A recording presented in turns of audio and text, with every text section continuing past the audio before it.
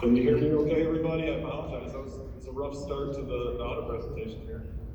Yep, go for it. All right, I'm getting a little feedback on my end, but I'm going to try to fight through it, and hopefully you can all hear it clearly. So, as I was saying, I'm not sure how much we heard. We had a good audit this year, a successful audit working with Jesse and his team, very dedicated to the district and dedicated to us in our audit process. So we always appreciate clients that take not only their job seriously, but also the audit process, because it is a burden. It's a challenge for any business office to get through, and it was a good audit this year. So kudos to Jesse and his team there. That being said, I'm going to jump into the reports.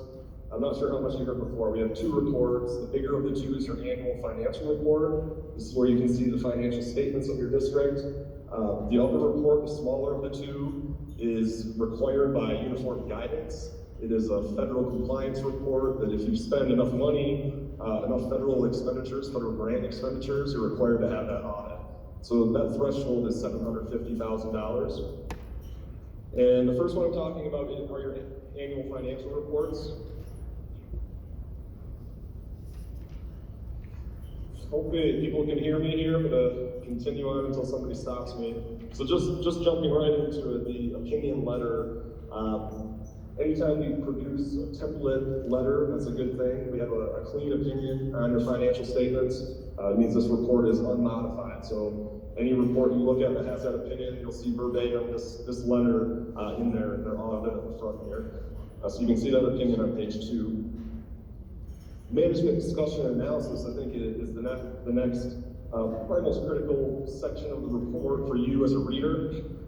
The district has an opportunity, in their own words, to talk about not only the past year, but the outlook for the future. So that there are a couple sections that we ask for help from the business office in writing, actually providing us narratives to be used in this MD&A.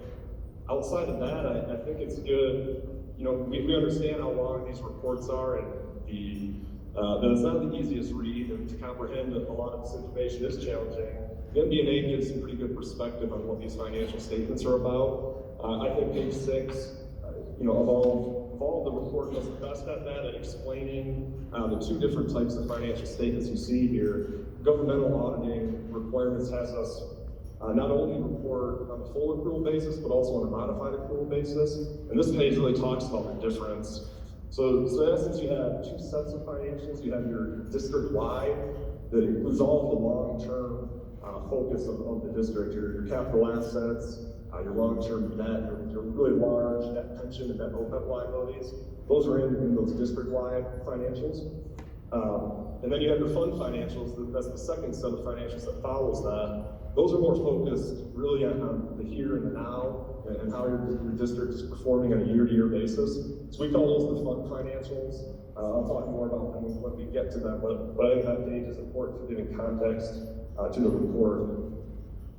Page 7, moving forward, you'll see a new accounting pronouncement. This is LASD 84 that was implemented this year. That every school in the state was required to implement that either last year or this year. And really what it is are your old student activity accounts, which in the past were reported as fiduciary funds in the district. Well, LASD 84 provided more definition of what fiduciary funds are. So many schools, most schools probably for that matter, have moved that activity into a special revenue fund. The difference being they're not part of your government-wide or your government fund financial statements, which in the past they were not. Page 7 and 8 has really a condensed version of the first of the two accrual bases that I talked about, your district-wide financials. That's here on page 7, more condensed version. But it's good for comparative purposes. You can see large fluctuation between 2020 and 2021, which for the most part was pretty stable. A couple things might jump out at you: a large decrease in current assets versus a large increase in net capital assets. As many of you know, you have large construction projects going on in the district. You had, I believe, $21 million in construction projects. That means a lot of money was spent this year on those projects, and we'll be looking to add those, implement those into service next year, the next year's audit. The other thing to point out, probably the most important part of what you see is really ugly number, the total net position deficit, $26.8 million. Obviously, that's a large negative number, but they're directly responsible for that deficit. And what those are, retirement system. Those numbers are driven by actuarial assumptions, a lot of involvement of other parties in those figures that you see there. What we do in the audit is really compile the information and present it as required in the report. So I think that is important for those. That is a liability of the district, but it's not a liability that's current to you, and there are many assumptions that go into what that number is. Moving forward to page 8, that's your statement of activities. Again, district-wide, so it has that effect, that long-term focus. Your depreciation expense is reflected in here, interest on long-term debt, things of that matter. You'll also see we've restated the net position that's related to the gas pronouncement that I talked about. So there's a small change in your starting fund balance or starting net position. What follows that, I won't talk about very much. It's a lot of statistical analysis of those statements. So good if you want to look at year-over-year performance and some of those changes. The next couple pages are good for that. Page 10 talks about all the different funds in your district. So you have your major funds, which you can just think of as your larger funds with larger amounts of expenses or assets. And then you have your non-major. And I think the important thing to note with these are that in your financials, and I'm kind of flipping ahead here, but page 16 and 17, your fund financial statements, they'll present only one column for non-majors. So you'll see all of those different funds listed in the MD&A under the non-major section. Those roll into the non-major column of your fund financial statements starting on page 16. So just keep that in mind. Just looking back briefly to the MD&A, what follows are some of those narratives I talked about, the general fund budgetary highlights. Your business office assisted us with that, writing that section. We do have some information on assets and long-term debt, but those are also explained in a more detailed level in the notes to the financials.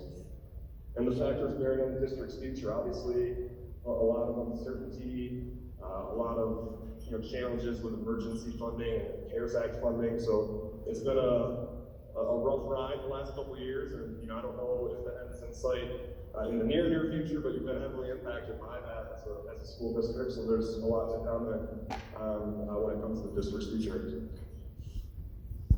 Now I'm moving into the financial statements, and I will, just for the sake of time, start to breeze a little bit for you. I think that MD&A is good to talk about a little more. And again, I feel free to interrupt with questions. Hopefully everyone's hearing me okay here. But at any time, interrupt with questions. So these are on page 14 and 15, again, it has the long-term focus. These are your district-wide financials. I've already talked, in some detail about the statement of net position. Again, I want to point out that net pension and OPEB liability is the driving forces in the large net pension deficit. Page 15, your statement of activities. This shows all of your expenses of the district. What I like about it, it's kind of a funny presentation, but the way I understand it, the expenses, which are reported on a functional level, is your instruction, your supporting, your food service related expenses, and then the program revenues that are really generated to support those functions. And you can see a large deficit, 12 million, 11 million. Well, that's supposed to show that schools don't have the funding they need directly from those, what are usually federal grants. Restricted state aid is really the majority of what those program revenues are. So how does it make up for that? Well, that's down in the general revenue section. Your property taxes that are levied in the district. So with a new project, you had some increase in property taxes with a new levy last year. And your state school unrestricted state aid. Moving on to the fund financials, and this is page 16, really through 21, and what you see in between each of those sections is a reconciliation. Well, that's reconciling fund financials to your district-wide. So I won't go into detail with those, but if you want to see what's being taken out or added, that's where you'll find that information. Other than what I mentioned before, the fact that all of your non-majors roll into one column, I don't have much to say on this, but in the supplementary section of the report at the end, you can find detail on a fund level for each of your non-major funds. I'm going to move forward now to page 23. Obviously the budget is important for a school district. You have budget laws that you're complying with, and it's a lot of board involvement, a lot of involvement for your business office.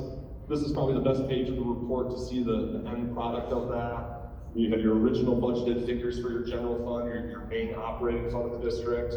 You get a chance to adjust those at year end.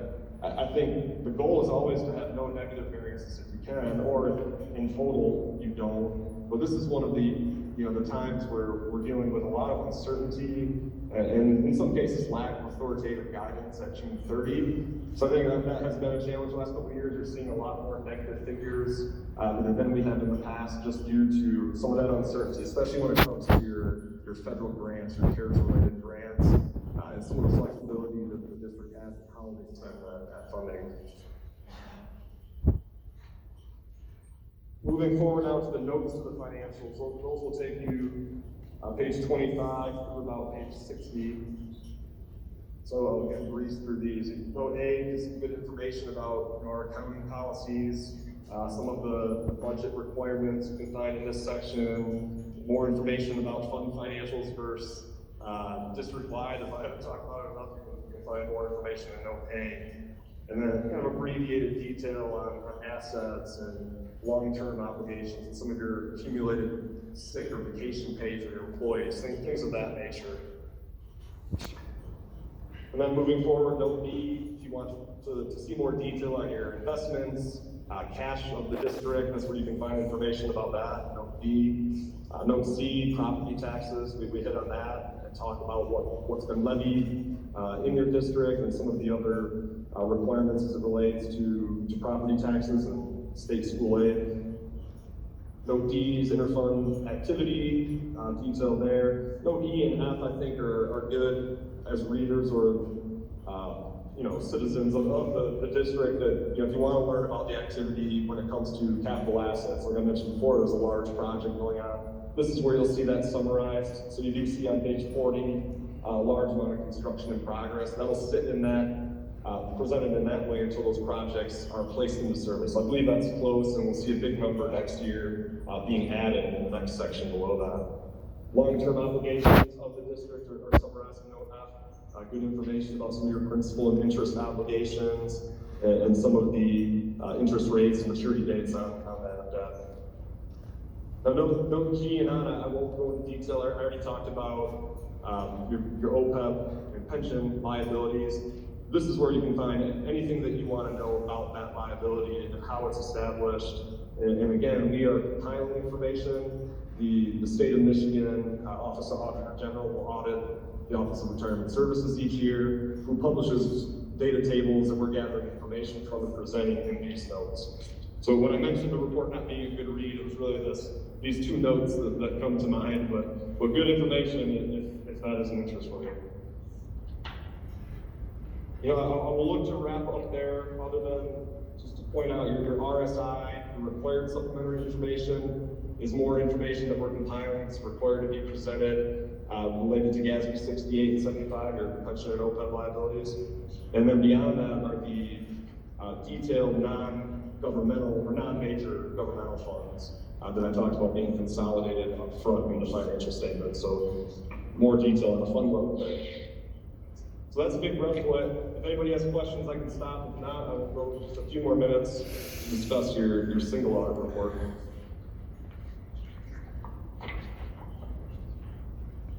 Okay, so context to this report, if you had $750,000 in federal grants, let me pull this one open. I'm sorry, I've not been scrolling through.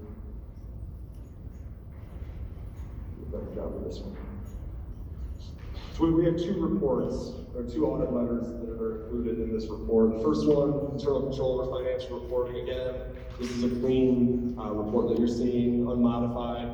So anytime you have that, it's a great thing. We believe that internal controls over financial reporting are good, and I think this letter is included because what we have in this report really is a product of your financial reporting system. A single audit is a risk-based audit. We do not look at every grant program you have.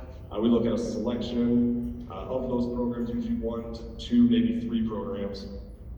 And that is summarized in the second of the two. We call them a major program. You can think of those as the grant programs that we actually are looking at of the schedule that follows this. Again, a clean opinion. We had no compliance issues in the audit. So a great job when it comes to those controls over grants management. This is the schedule for the report. This is where you can find expenditure information for each of your grants. I like to point out to people that are looking at this that the CFDA number is a unique identifier. So if you were ever curious about what these programs are about, what the district is required to comply with, and furthermore what us as auditors are required to look at when we come in the door, this CFDA number can guide you to a document that will do that. It's called the Federal Compliance Supplement. So it's basically what governs these audits, and really is a good cheat sheet to an audit, to be frank.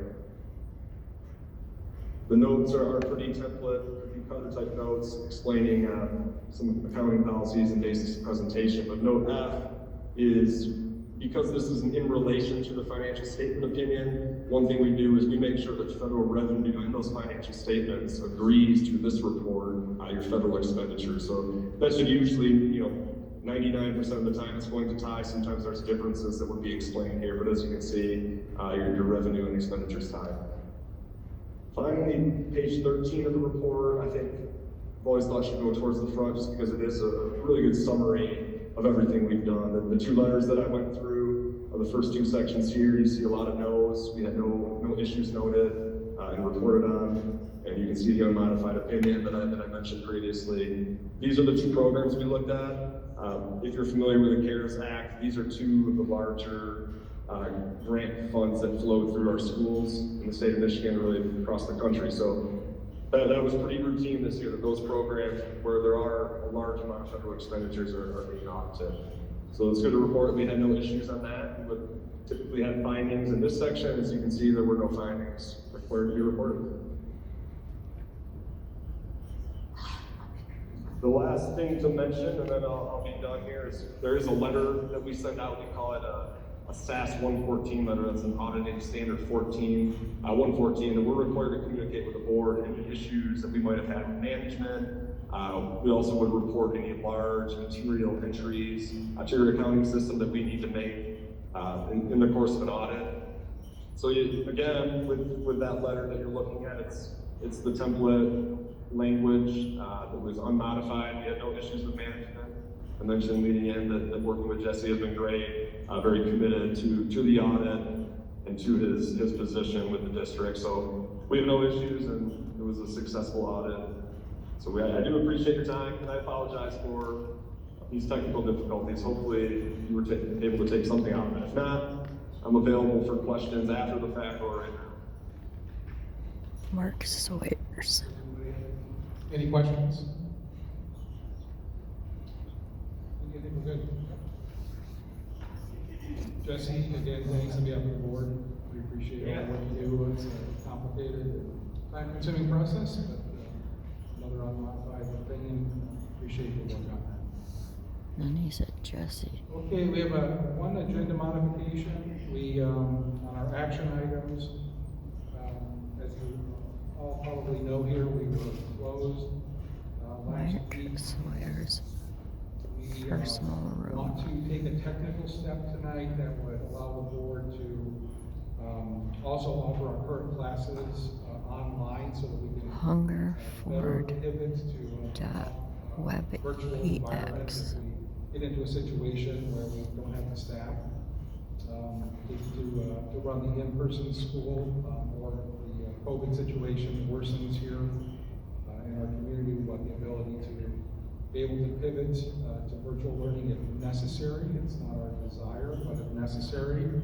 And so we're going to be offering action item G, which would be just an approval for all of our K-12 current courses and content to be offered in person and online. And that's the change, would be add the and online portion.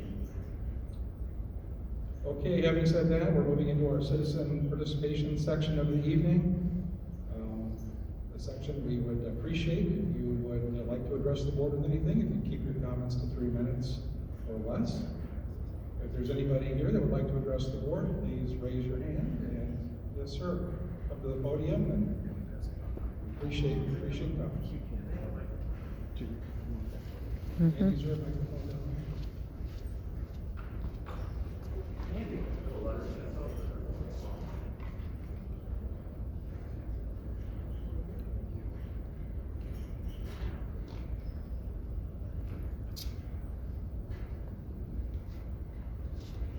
I don't think I probably need a there. microphone. Sir, we'll have you actually address the board. Okay. Yeah, thank you. Thanks for having me. My name's Thad Shank. I am a elementary physical education teacher here at Ludington Area Schools. I've taught here for 25 years. I'm also the boys basketball coach. I wanted to say thank you. I'm really excited as an elementary teacher to get the opportunity to move into a new building this winter, and I appreciate all the hard work you've done to make that a reality for us. I came to express my concerns about the plans for the secondary building. As a physical educator and coach, we had hoped that we were going to get a new auxiliary gym when the planning of the new secondary complex was put together. We hoped, and we've expressed, our feelings about that a little bit. For the past 20 years, I've witnessed kind of the effect that our gym space has on our student athletes and our parents at Ludington Area Schools. In the winter months, every night, you can come by the school and see kids leaving this building at 9 to 9:30 at night, every night of the winter.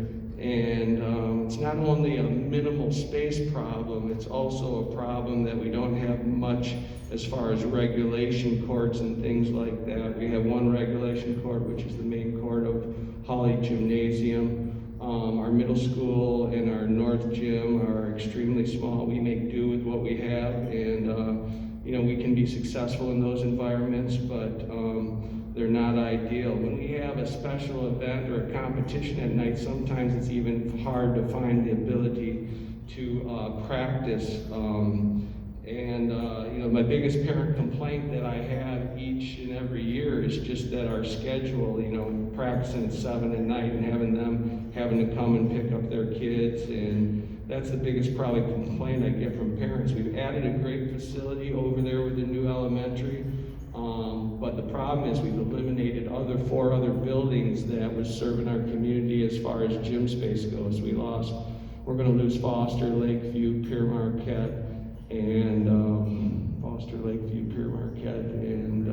Franklin.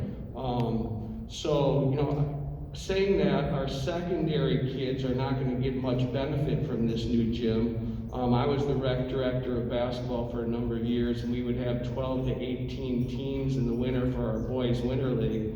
If we have 14 teams to play in this boys' winter league this winter, that means we're going to have 28 practices over there at the new elementary complex, which is just not going to leave a whole heck of a lot of time for the secondary to be able to use that complex. And things aren't going to change as far as the situation that we've had here over the past 20 years with our gym space at Ludington. So, and that's not even speaking to the fact that our community really likes to use our facilities if possible. There's just going to be no opportunities for them to do that. So I was here tonight to pass out a letter and just request a little bit more discussion take place on this. Whether we can establish a footprint for an auxiliary gym or a lot of extra dollars that maybe, aren't used in this. I just worry that, if we don't say something now or we don't do something about this now, we're going to have the same issue we've had for a long time. But I know the decisions you make are hard. I appreciate the time you've given me to comment on this. I know it's not easy making the decisions you do. I just wanted to express it before it was too late, I thought. Thank you. Thank you. Is there anybody else tonight that would like to address the board? Yes, sir. I'm just going to piggyback off that a little bit. I'm not going to rehash everything that Pat just said. But my name's Warren Stowe, teaching for 10 years. This is my second year at Ludington. Graduated from Ludington, girls basketball coach. And I just want to express those same concerns and a couple of things, just reiterate the fact that when we have special events, whether it's a wrestling quad or a boys game, there's often times where our younger teams, our junior varsity or ninth grade teams aren't able to practice because there are no gyms for them. And the other thing that I just want to hammer home too is this isn't, Coach Shank and I are here, but this is much more than just basketball, right? If we are able to find a way to put an auxiliary gym in this new middle school and high school complex, there's so many more stakeholders. Coach Shank talked about the rec teams, volleyball, being where we are geographically. We know the weather in the spring is always awful for baseball and tennis and things like that. So, this is more than basketball. We're here talking about it, but there's a lot more than just that have an interest in this. So I just wanted to get that. Thank you for everything. Thank you. Yes, sir.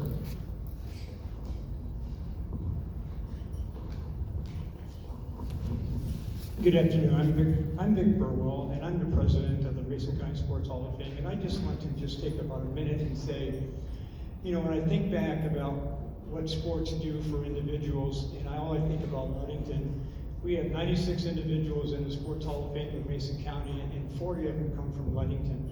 You have the only Olympian, and you have an esteemed emergency doctor, Dr. Toole, that came from Ludington.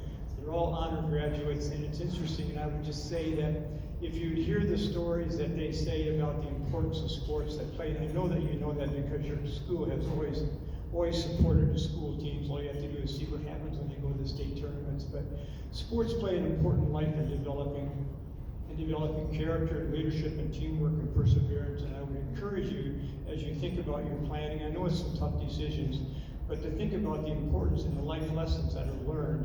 And when I think about Mr. Hughes, Matt Hughes, the only Olympian that you've had, he works for a financial institution in Chicago.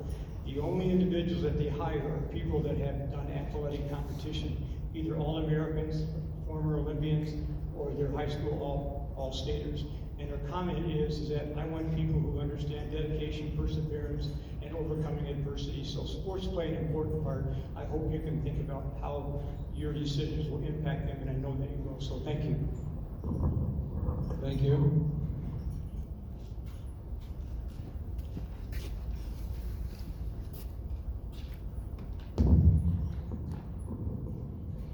You heard from a couple of coaches and then they just talked. And from a parent's perspective, I've got a kid that's in high school now. I tried for 3 years to get him into a gym to play basketball. It was easier for me to get into Scottville schools in Grand Rapids, and schools in Muskegon than Ludington. I couldn't get him into Ludington schools one time for over a 3-year period. I was talking to superintendents and principals. So now, to reiterate what Tad said, about taking 4 school systems away and not providing an auxiliary gym for our kids. I think that's really an important thing that we take a look at. Thank you. Anybody else like to address the board this evening?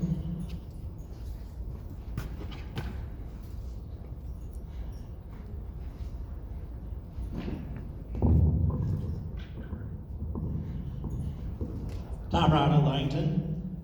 Section 3700 of the School Board Policy Manual states quite clearly, quote, all written offers on real property under consideration for disposition shall be presented as an item on the agenda of a public board meeting. A preliminary review of offers to purchase or lease shall include the source of offer, date of offer, expiration date of offer, and intended use of the property. Written offers shall be referred to the Board Finance Committee for reviewing recommendations. Ideally, the one announced offer for the Foster School property was discussed at the November 11 Finance Committee meeting, but the public doesn't know this because neither an agenda or minutes have been shared with the public of that meeting. The agenda packet fails to share a preliminary review of the particulars of this offer, nor does it provide any idea of how the Finance Committee review went or whether they provided a recommendation or not. The school board is failing in providing transparency to the public, and I could go back and find multiple instances where the board has decided to operate out of the public purview. You people have to remember who the masters are in the school district, the ones who pay your bills and supply you with the raw materials that you work with for up to 13 years and hopefully end up with an acceptable finished product. The parents and taxpayers of this district. This board should be supplying every one of their masters with the information that each of you get to figure out the ultimate decisions that you make in these board meetings. Remember, you may have the power to choose a new superintendent, but your power is totally dependent on your masters choosing you to serve on the board. What kind of arrogant public servant would try to wrest their master's sovereign right to make the medical decisions for their children? Perhaps by dint of their wealth or the status of their other occupations, 4 members of this board have decided they have that authority when their own bylaws contradict that conceit. Section 8450.01 says mask use policy must fall, quote, in alignment with public health officials and or in accordance with government edicts, end quote. There is no government edict or public health officials calling for mask mandates at this time. So why do 4 uppity school board members feel they have the power to create one themselves, depriving their masters of that choice? They do not have that power, so consult with your Thrun law firm and afterwards do the right thing and rescind your tyranny upon your masters. Thank you. Thank you. Is there anybody else tonight that would like to address the board? Last call. Anybody else would like to address the board?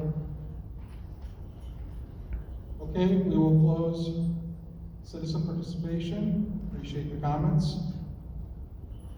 Moving on to the consent agenda. In your packet, you have the ratification of bill payment for summary dated November 15, 2021, and the approval of minutes of the October 18, 2021 regular meeting, October 25th, 21 special and closed meetings, November 1st, 2021 special meeting, November 2nd, 2021 special meeting, and the November 8th, 2021 special meeting. It's been a busy month. Any motion to pass? Motion from Leona, support from Brett. Any questions or comments? All in favor say aye. Any opposed, say nay. Motion passes. We'll move into board committee reports, starting with the personnel committee report that was handled on November 10, 2021. Thanks. So we met last Wednesday at 7. We spent a lot of time talking about the open house plan. And that will be, just since we've got some people here, the plan is for the open house at Ludington Elementary. That will be discussed a little bit more, but December 11th at 11 o'clock in the morning. We also addressed several Neola policy updates. A lot of, and we received them all today. You may or may not be able to read through them. But I don't think that we're going to have anything that's major with those. A lot of it just is, we've got a change in administrations. We also have just some updates in general. And so we had some legal updates. This is the first reading for today. There were some changes in definitions, some issues, changes with students dealing with homelessness, a definition of public record, how long they need to be retained, some things like that. And so I would just encourage people to look those over. We also spent some time talking about the possibility of a school nurse and how to move forward with that potentially. And we had some Durham law updates, and then updates from other committees. And another thing that's also under discussion for today would be the substitute teacher pay that we discussed. I left my notes, so.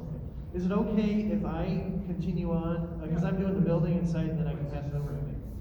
So last Friday, we met at 7, and Pat and Ben were there from Christmas and joined us, as well as Ron. And so we reviewed the construction project at Ludington Elementary. It's 99% complete. The punch list, they've got a meeting on the 18th this week. The goal is to have the occupancy permit before Thanksgiving, and ideally, later this week, at least we would get a partial occupancy permit. Ron's been very experienced with these, and it was interesting the way he put it. Yes, there is a stress level right now about being done by January. However, he said that it was the normal stress level. And so he said that he was very confident that we will be ready by January. Also discussed the elementary moving plans. Some trailers are being filled. The largest date, well, Randy's here, but I guess our coach, we still have a coach, I don't know if Thad left, don't see him. But anyway, some of the sports teams, the athletes are helping out, and the big day appears to be December 3rd for the move. We also talked about the open house, and the principals have been working a lot to try to plan with pickup and drop off, and they're going to be communicating a lot with parents.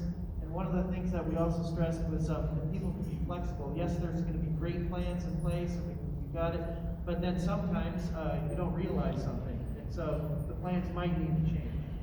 Talk about the purchase of Foster Elementary, pickleball court resurfacing, both of which are under discussion today, and then an update on the middle school, high school project. Anyway. Any questions? And finally, we did have the Finance Committee meeting on November 11th. At the Finance Committee, we also discussed the open house planning for December 11th. Importantly, we went over the financial audit documents. We went through that, bid in. We also went through the results of the food service program, administrative review. There were no findings in either one of those. We did look at the bid for Foster Elementary School.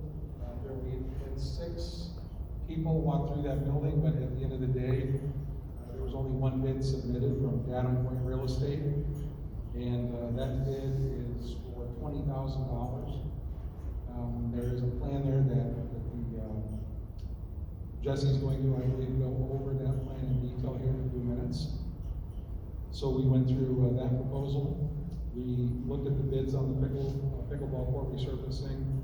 We looked at health insurance renewals for next year. We talked about the sub-teacher rates going from $85 to $125 in an effort to try to get sub-teachers into the district.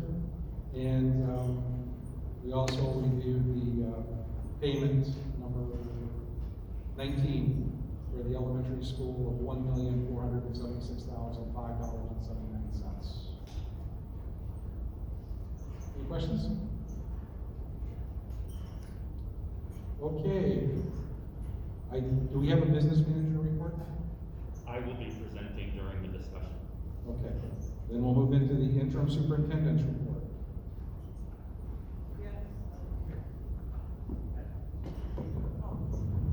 I'll use this microphone. Thank you. Just publicly want to thank Jesse and the business office and those people there. Having been in a few districts, there's a huge undertaking to keep all that stuff straight and go through an audit. And so this district should be very proud of those staff and that result. Lots going on with elementary school transition planning.